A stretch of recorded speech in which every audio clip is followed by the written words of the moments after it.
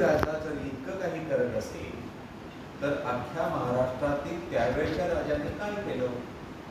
त्याच काळात हैदराबादच्या निजामाकडे टनानी सोनं, 65 टन सोनं स्वातंत्र्य भारताला ज्या वेळेला स्वातंत्र्य मिळालं त्यावेळेला त्यानं दिलं.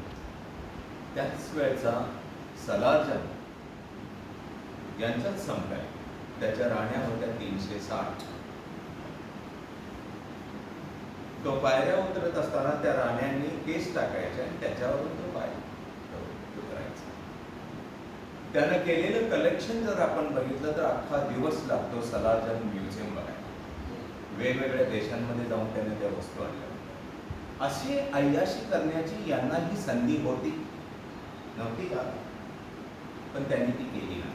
आणि म्हणून ते रयतेसाठी झटले. म्हणून राजा आणि ऋषी म्हणून त्यांना राजर्षी असं म्हटलं जातं, राजश्री नव्हे.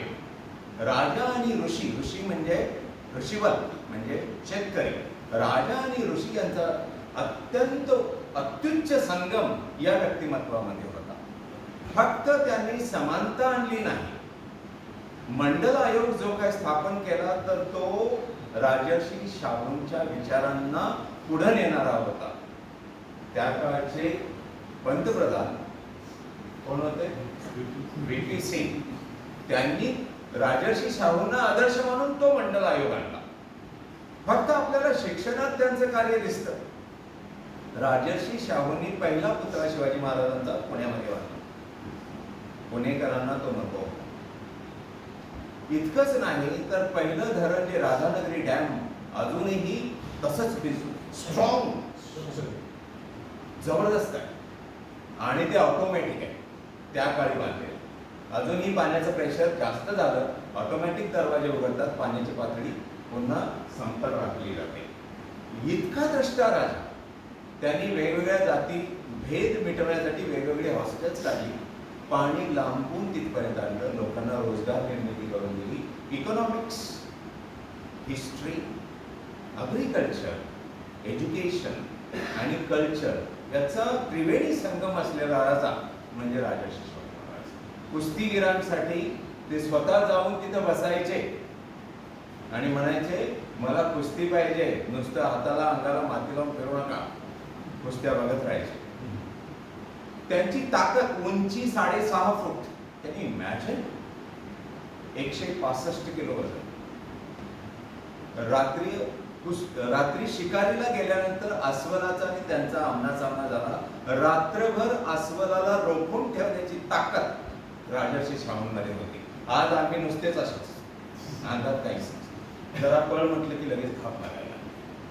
ताकद नाही. म्हणजे आपण एकांगी पोलिओ झालेली जनरेशन आहोत. याचा अर्थ असा की फक्त विचार मांडणे. राजर्षी शाहूंनी फक्त विचार नाही मांडले. राजर्षी शाहूंनी ते कृतीत आणले. त्यांचं कार्य स्वतः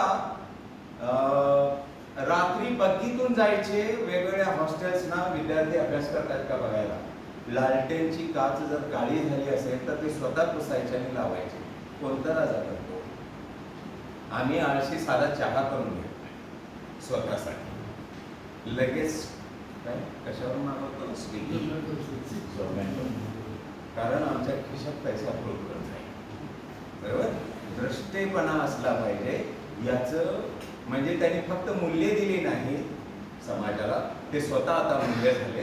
आता हे मूल्य आपण जर जोपासलं राजर्षी शाहूंचं तर खऱ्या अर्थाने यांना आपण आदरांजली देऊ असं मला वाटतं. आपण आजच्या वक्त्यांच्या बोलण्यानंतर मला इतकं चांगलं बोलल्यानंतर संधी दिली. त्यानंतर काय बोलायचं हे मला ठीक आहे. धन्यवाद.